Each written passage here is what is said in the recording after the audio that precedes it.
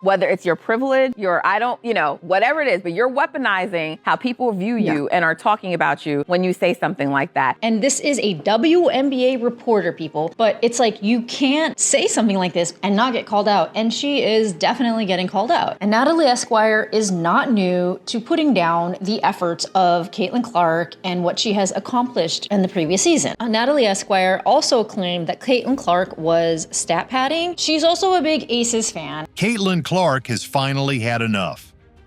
After months of relentless attacks, biased reporting, and outright falsehoods, she's taking legal action against one of the WNBA's most controversial voices, Natalie Esquire.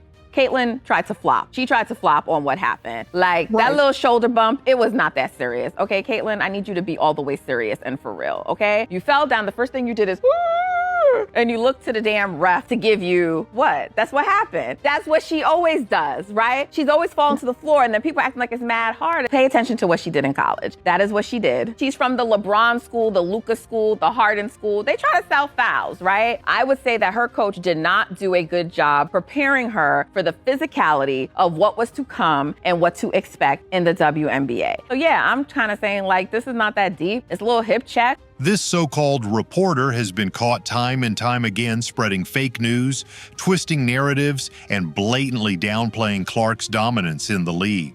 She was remarkable on top of the fact that she had to deal with so much hate when she got to the WNBA. But now, the tables have turned.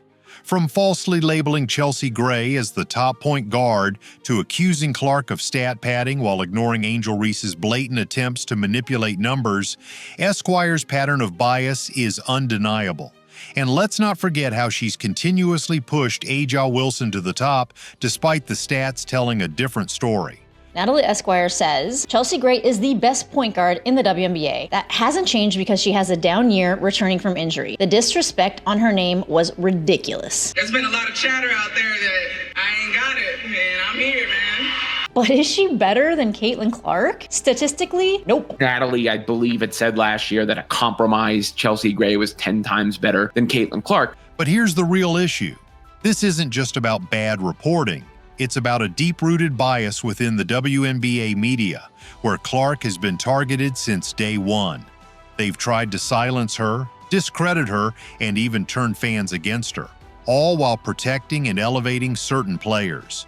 Natalie Esquire also claimed that Caitlin Clark was stat padding. She's also a big Aces fan. When the Aces were losing and they got Chelsea Gray back and they went on a really hot streak, after one game of winning, Natalie Esquire put them from number 6 to number 1 in beating the Liberty, which obviously was not really a good take. Well, Clark isn't staying quiet anymore. This lawsuit isn't just about clearing her name, it's about exposing the truth and holding biased media figures accountable. Stay tuned, because what we're about to reveal will completely change how you see the WNBA and its so-called journalists.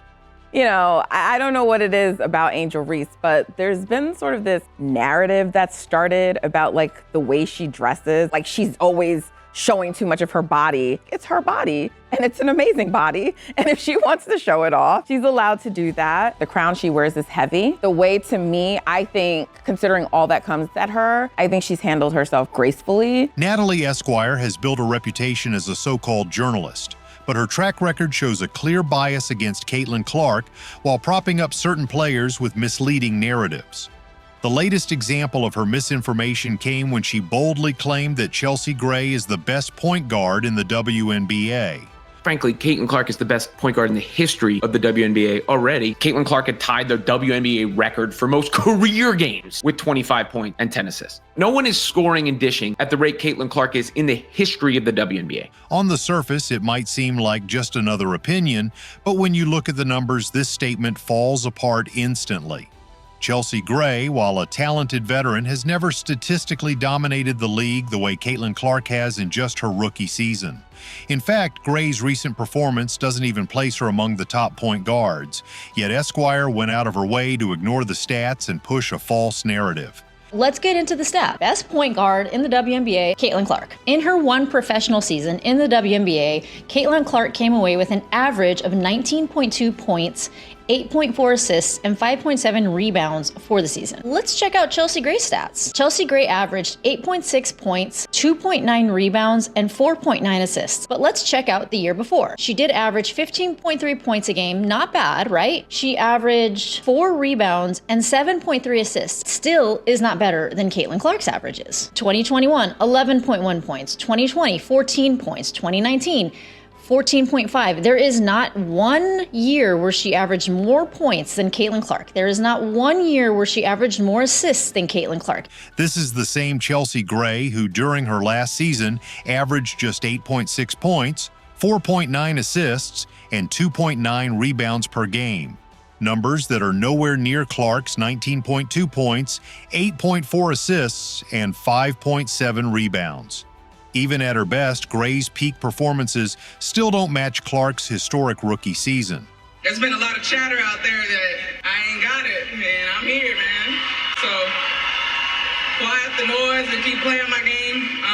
Having fun and doing it. I enjoy this game and I love it so much. So playing with them all the time and they got my back, so having fun. But instead of acknowledging reality, Esquire used her platform to mislead fans, trying to shift the spotlight away from Clark despite the obvious statistical truth. What makes this even more ridiculous is that Esquire didn't just overlook Clark's superior stats, she actively tried to suppress them. Number one factor in her popularity is her ability and how entertaining she is to watch. That's why she's become internationally popular. That's why the record books have her name at the top of them. WNBA fans rely on media figures to provide unbiased analysis, but when reporters like Esquire push misinformation, they create a false perception of reality. She didn't just claim that Gray was the best point guard, she framed it as if Clark was undeserving of that title.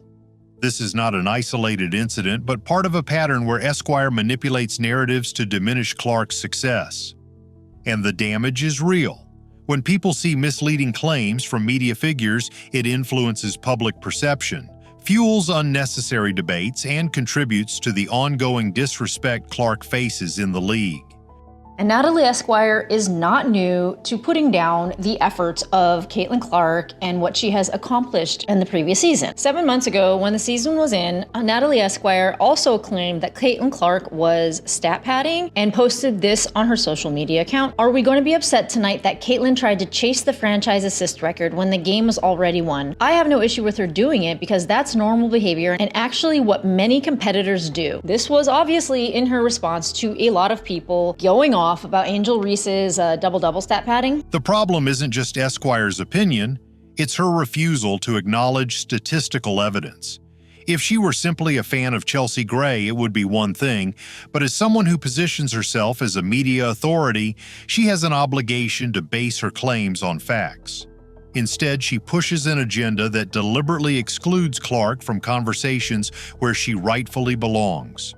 He was asked about Caitlin Clark. Coach Krzyzewski, listen to what he said. Yeah, well, she's terrific. And it'd be easy to build something on her because she's the best thing she does is pass. She's a magical passer and she has a great feel for the game. So, I mean, what her coach did, I would have done exactly what she did. Make sure she handles the ball a lot and she'll make everybody better. And what I was amazed with at how she's handled all the defenses. And then when she got into the WNBA, some of the negativity that was out there or jealousies. And I think she's just been remarkable. She's a really good basketball player. Yeah. It's no secret that certain members of the WNBA media have a problem with Clark's dominance, and Esquire's recent statements are just the latest example of this ongoing trend.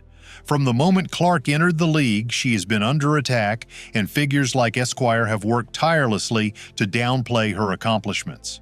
For me, if Rookie of the Year was picked today, I give it to Angel. If you're going to break a record, to me, if it's legitimate, you have to break that record in the same amount of time that player set it. If Kelsey Plum set that record in 4 years, well, Caitlin should have broke that record in 4 years. But because there's a COVID year and then there's another year, you know what I mean? So she's already had an extra year to break that record. Yeah, that'll go in the record books as Caitlin Clark is the all-time, whatever it is. I don't even know what the number is, but that's the way it'll be. And I don't think it should be. I set the record in 5 games, right? Yeah. because back then we had a first round bye. So we didn't get to play, I didn't get that 6 games. So I set the record in 5 games. Took our extra game. Well, I'm just saying. You can say that. No, listen, if I have 6 games, The record's different. well, I'm gonna have another 30. But I don't really care what the record is, who has the record. But this time Clark is fighting back, and Esquire's attempt to manipulate the truth is finally catching up with her. Natalie Esquire's false narratives about Caitlin Clark didn't start with her recent claim about Chelsea Gray. She has a long history of spreading misinformation, particularly when it comes to undermining Clark's achievements while propping up other players who align with her biased agenda. One of the most blatant examples of this came months ago when Esquire accused Clark of stat padding, suggesting that her impressive numbers were inflated and didn't reflect genuine talent or contribution to her team. This accusation wasn't just misleading, it was completely false. She hasn't just had a major impact on the WNBA. She's had a major impact on the entire city of Indianapolis. Dr. Ryan Brewer calculated that Clark has made the city of Indianapolis $36 million in her rookie season. The calculation showed that Clark contributed to 26.5% of the WNBA's economic activity this season. If pay raises are in order, Caitlin Clark needs to be the first one getting a pay raise. Clark's stats are a direct result of her elite skill set, high basketball IQ, and ability to impact the game at every level. What makes Esquire's claim even more absurd is that she conveniently ignored the real culprit when it comes to stat padding: Angel Reese. We've got ESPN's ranks of WNBA players right now, and Caitlin Clark is really damn high. Angel Reese ain't nowhere to be found in the top 10. She's not involved. Well, wait a minute now. I was told Angel Reese was like one of the absolute best players in this league. Where is she? She was not in the top 10. And I thought, oh shit, her fans are really going to be mad about this. They're going to be twisted off. Unlike Clark, who elevates her team through scoring, playmaking, and leadership, Reese has been caught multiple times chasing meaningless rebounds and easy putbacks just to boost her personal numbers. Angel Reese shows up to the Super Bowl. So it looked like Angel Reese could be seeking attention at this year's Super Bowl. And you guys never disappoint. The internet does not miss when it comes to Angel Reese. Caitlin looked like $1 million at the Super Bowl. Real professional. Caitlin looked like somebody our kids could, inspire to watch. There's a big difference between Caitlin Clark and Angel Reese, and I'm done talking about it. Even in the unrivaled league where she's playing in the offseason, Reese continues to pad her stats without truly dominating in a way that translates to wins or team success. Angel Reese fans are celebrating another double-double. And I do understand a double-double from her and a win, missing your shots. Yet Esquire has never once criticized Reese for this, proving her double standard when it comes to evaluating players. I cannot believe this is actually a clip that somebody put out to try to make her look good. This makes her look terrible. I'm shocked. That was pathetic. And then finally, she makes the layup. We're celebrating that? Really? This isn't just about one bad take. It's a calculated effort to shape public perception. Esquire has consistently used her platform to push the idea that Clark's success is somehow illegitimate while elevating black players like Reese, Chelsea Gray, and Aja Wilson, regardless of whether the stats support it. Now Caitlin Clark has been getting comparisons to the most famous person in the world at this point in time, Taylor Swift. White was giving a comparison to the star status of Caitlin Clark, and she stated this precisely. She said, quote, "She's incredibly humble. She understands the big picture. So she views it understanding her celebrity. She's a Midwest kid, a Midwest person, and she is who she is. She tries to live her life in an authentic way, but she's very much Taylor Swift 2.0. This was evident again when she attempted to place Aja Wilson at the top of the WNBA hierarchy, despite other players having stronger statistical seasons. The reality is, Esquire is not interested in objective analysis. Her goal is to frame the narrative in a way that benefits certain players while discrediting others. Clark has been the biggest victim of this, facing constant attacks simply for excelling in a league that should be celebrating her contributions. What makes this worse is that Esquire isn't just a random fan. She's a media figure whose words influence millions of people. When she spreads misinformation, it affects how players are perceived, how awards are decided, and even how certain athletes are treated by fans and the league itself. The WNBA has never even been talked about in the past. So now to say that you have somebody whose celebrity is as mainstream and as Taylor Swift, that is actually incredible if you think about it. It's not hard to see what's happening here. Esquire's bias is clear, and it's rooted in something much deeper than just basketball opinions. She repeatedly uplifts black athletes while finding ways to discredit white players like Clark. She drew a WNBA record, 1.84 million viewers to her first playoff game against the Connecticut Sun. And the reason that this is important because this game took place on an NFL Sunday. To know that she did this up against NFL competition also speaks volumes. So after she was eliminated, the ratings, nowhere close to what the WNBA experienced with Caitlin Clark on the court. They drew an audience of 929,000 according to ESPN. That's 50% less audience members than the Fever's Game 1 against the Sun. We have seen a tremendous drop-off when Caitlin Clark is not on the court. This is not just a coincidence. It's an intentional effort to shift the narrative in favor of players who align with her personal biases. The WNBA has been complicit in allowing this type of behavior, letting media members like Esquire attack Clark without consequence. Caitlin Clark's popularity is tied to her whiteness. What Nike and Caitlin Clark are known for as of right now is the fact that they have set on Caitlin Clark as what is their most valuable asset. How great would Asia be if she didn't have that mentality? Because she can play. She plays all the time. Nobody watches. Clark, however, has never responded to these attacks until now. This lawsuit isn't just about one false statement, it's about holding people like Esquire accountable for the damage they've done. Clark's success speaks for itself, and no amount of biased reporting can change the fact that she is the best point guard in the league. The real question is, how long will the WNBA continue to allow figures like Esquire to push a divisive and dishonest agenda before they finally start valuing facts over favoritism? But I love my teammates so much that I will take any hit from them. Good, bad, ugly. I'm going to go out there and I'm going to try to be the best. I get y'all saying best player in the world. That's great. It looks great.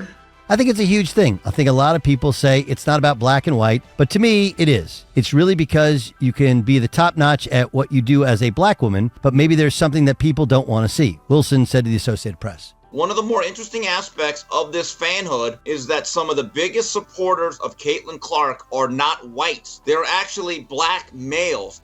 Us as black women, Paige reminds me a lot of you. Like, it's not really about me. And she knows how her privilege has gotten her to that point. And also, like, she's good at basketball.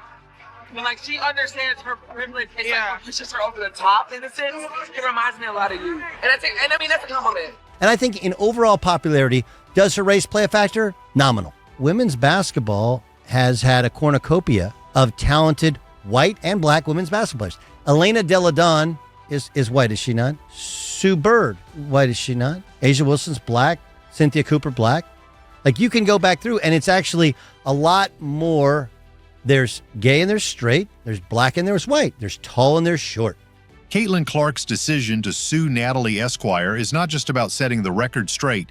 It's about finally putting an end to the unchecked bias that has plagued her since she stepped into the WNBA. For too long, Clark has been the target of smear campaigns, unfounded criticisms, and outright falsehoods, and Esquire has been one of the loudest voices in that campaign. What makes this lawsuit so significant is that it isn't just about a single instance of fake news, it's about a pattern of behavior that has sought to diminish Clark's achievements while elevating others who align with Esquire's personal and racial biases. This lawsuit is a direct challenge to the media figures who have used their platforms to distort the truth, mislead the public, and attack Clark simply because of who she is. But to fully understand why this lawsuit is happening, we need to take a step back and look at the bigger picture of what Clark has endured since she entered the league. Will Caitlin Clark ever be paid by the WNBA what she's really worth to that league? And Aaron said, I don't think that's possible. She's part of a larger player body. They all need to be paid more. She should be recognized for what she has done and what she's brought to the league from an economic standpoint. It's as simple as that. And, you know, a lot of people had a lot of things to say about this.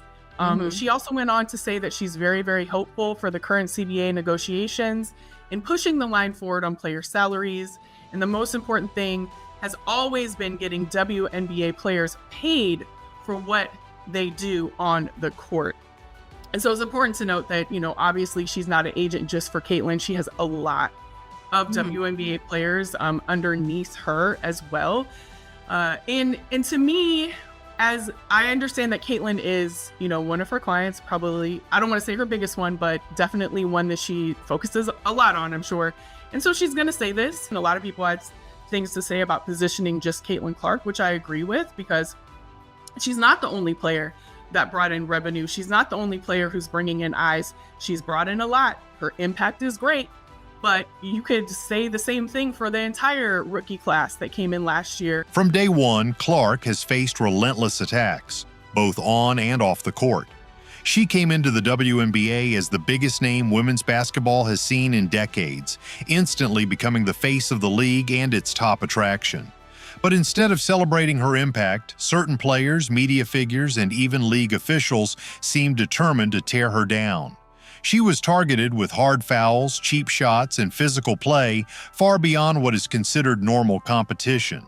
Instead of protecting her, referees allowed it to continue, and the league turned a blind eye. Jealousy and envy and delusion all mixed together. You have no idea what you're talking about. You're delusional. People are watching these games because of Caitlin Clark. Oh boy, if I say what I really think, these black women and these feminist white women are not going to sleep with me. And I may lose my job. They're going to come after my job. We're not in position to say, shut up. 36 million she drove to Indianapolis just by showing up as a rookie and making history. And so I understand her point of view. She wants to probably let other athletes shine. And she also says, like, it's earned, not given. There are other people that can use that spotlight to compete as well. So I think Caitlin, she moves because she knows people follow her no matter where she goes. And she's very strategic about dictating where her value is.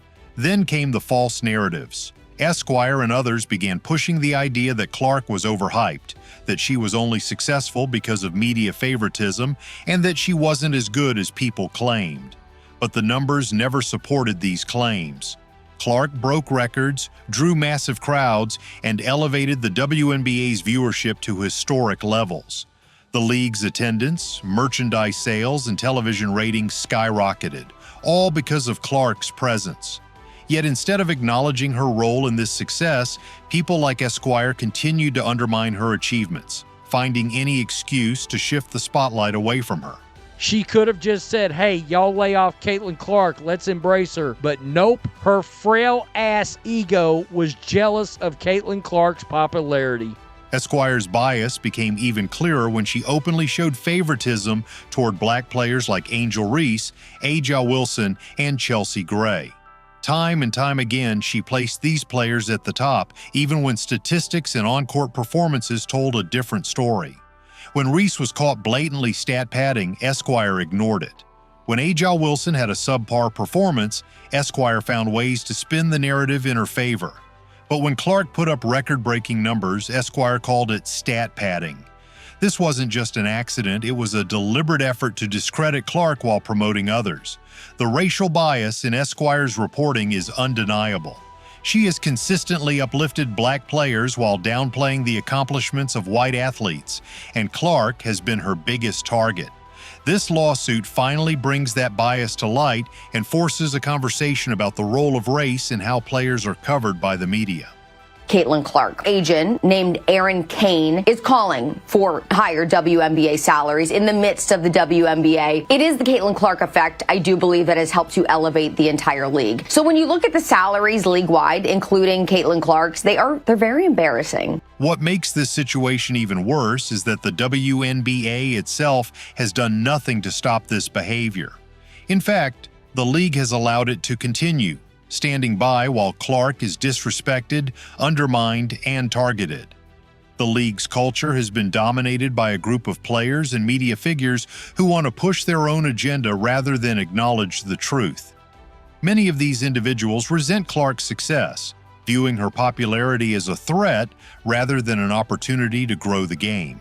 Some have even tried to frame Clark as an outsider, someone who doesn't belong in the league, despite the fact that she has done more to elevate the WNBA than anyone else in recent history. Caitlin Clark was just paid over $78,000 this past year as her salary. When you look at what the NBA players are making, nowhere close. Like, not even a drop in the bucket. $78,000, come on. For a professional athlete, come on. We don't really need to say more than that. The reality is that Clark's success challenges the power structure that has existed in the league for years. Before her arrival, the WNBA struggled with low viewership, minimal media attention, and financial instability. Clark changed that overnight. I think that experiencing it, I love Caitlin Clark fans, but Caitlin Clark fans is different. They C-Square, shout out to the gang, different. They are very passionate people, and they gonna ride or die. Listen, Caitlin Clark is a god to her friends. She does no wrong. Do not play. Do not play with her fans. Let's just say C-Square, I'm happy I'm on the right end of it. We on the right end of the stick, baby, because they hate to be. Listen, because they love us right now. But if we go right left, it's over for us. Caitlin Clark fans, I love you back. I promise. Please don't. Yeah. Her fans, but the one thing I would say about Caitlin Clark fans that I can't appreciate, they'll go anywhere she go. Oh, they gonna travel. She gonna travel. And right there. Right there I just with think her. It's super dope though, because it's they would literally go anywhere she go, and so she's built that kind of platform. I'm damn, that's lit. But instead of embracing her, certain figures within the league have worked against her, trying to downplay her contributions and maintain control over the league's narrative. The fact that Clark has chosen to take legal action is a sign that she is done staying silent. Up until now, she has taken every insult, every cheap shot, and every false accusation with grace. She is focused on her game, let her performance speak for itself, and refused to engage in the petty drama surrounding her. Just have nothing but great things to say about who she is as a person. Just so welcoming and so warm as an individual that she can have a conversation with anybody. She's cut from the same cloth as me in that regard. You know, us Midwesterners, we tend to just, accept everybody with open arms. She was so kind to my family and everyone in the suite when she came to KC. So huge fans of Caitlin Clark. But this lawsuit proves that even she has a breaking point. Enough is enough. Clark's reputation has been attacked. Her success has been undermined, and her contributions to the league have been ignored by people like Esquire who are more interested in pushing an agenda than reporting the truth. This case is about more than just one reporter. It's about setting a precedent that biased, dishonest journalism will no longer be tolerated. It's about sending a message to the WNBA, the media, and the league's fan base that Clark is not going to be disrespected any longer. The truth is on her side, and now she is making sure that everyone sees it. Caitlin Clark's lawsuit against Natalie Esquire is more than just a legal battle. It's a defining moment in the WNBA.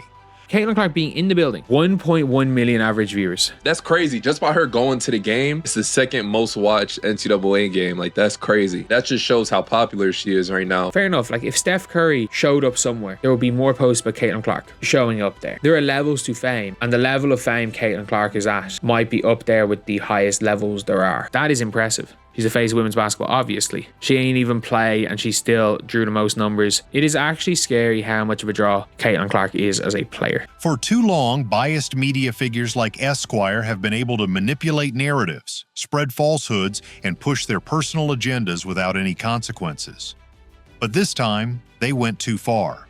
Clark has had enough of being targeted, disrespected, and falsely accused, while the league and its media figures stand by and let it happen. This lawsuit isn't just about setting the record straight.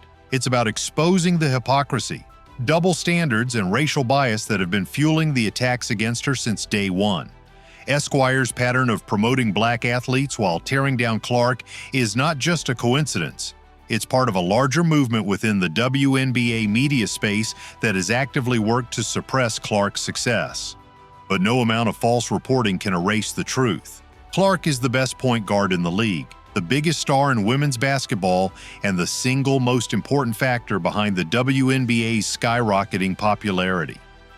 Most points by a point guard in a season in WNBA history. Most double-doubles by a rookie guard in WNBA history. Most points by a rookie in WNBA history. Most assists by a rookie in the history of the WNBA. First WNBA rookie to record 2 triple-doubles. First triple-double by a rookie in WNBA history. First triple-double in Fever history. The first player to be named WNBA Player of the Month and Rookie of the Month in the same month. First player in WNBA history with 20 or more points, 15 or more assists, and 5 or more rebounds in a game. She won Rookie of the Month 4 times, Eastern Conference Player of the Week 3 times, single season rookie record for assists, single season rookie record for 3-pointers, single game record for assists 19, franchise record for most double-doubles, 3-pointers, career 10 or more assists in a game, franchise record for most career 10 or more assists in a game. Fastest WNBA player to reach 100 3-pointers. She did it in 34 games, most assists by a rookie in a WNBA All-Star game for which she received the most fan votes ever, 700,000 of those. Fastest player to reach 350 points and 150 assists to start a season regardless of years in the league.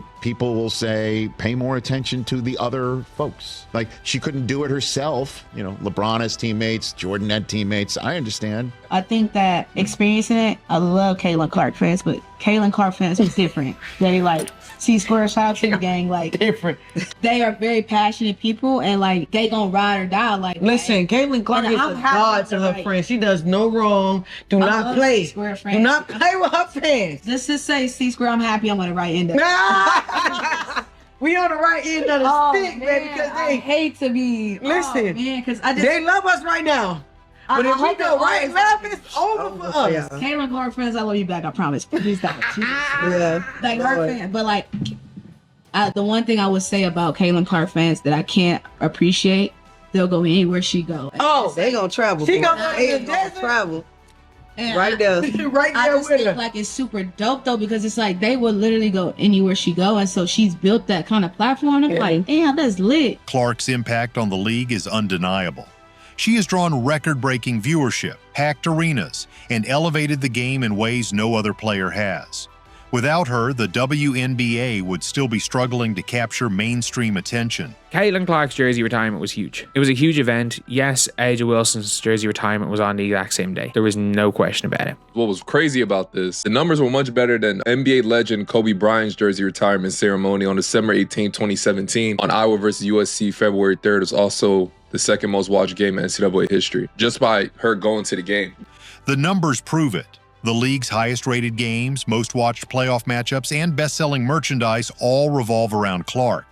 And yet, instead of celebrating her contributions, the media and certain figures within the league have tried to tear her down.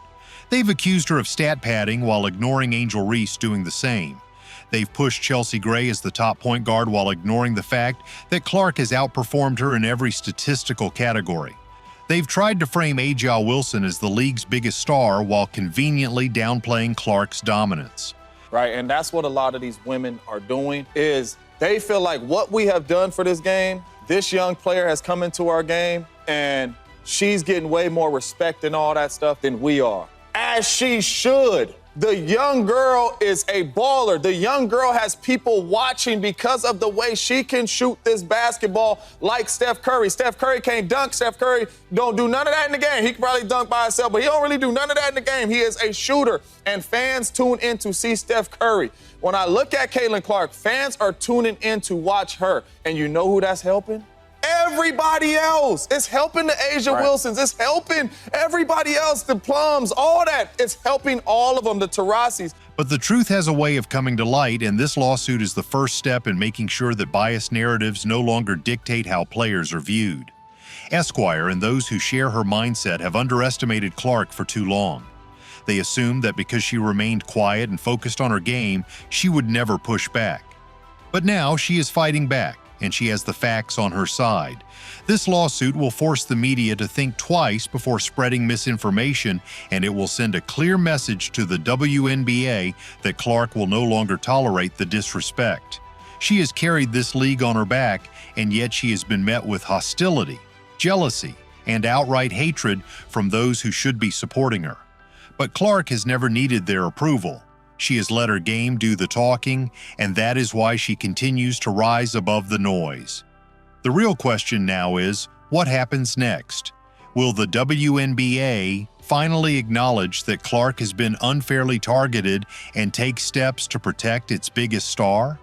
Will other media figures distance themselves from Esquire's dishonest reporting, or will they double down on their efforts to suppress Clark's success? One thing is certain, Clark has made her stand, and the truth is now out in the open. The fans see it, the numbers prove it, and no matter how hard the biased media tries to rewrite history, Clark's legacy is already being written in real time. This lawsuit is not just about exposing Natalie Esquire, it's about reclaiming the truth. And no matter what happens in the courtroom, one thing is certain.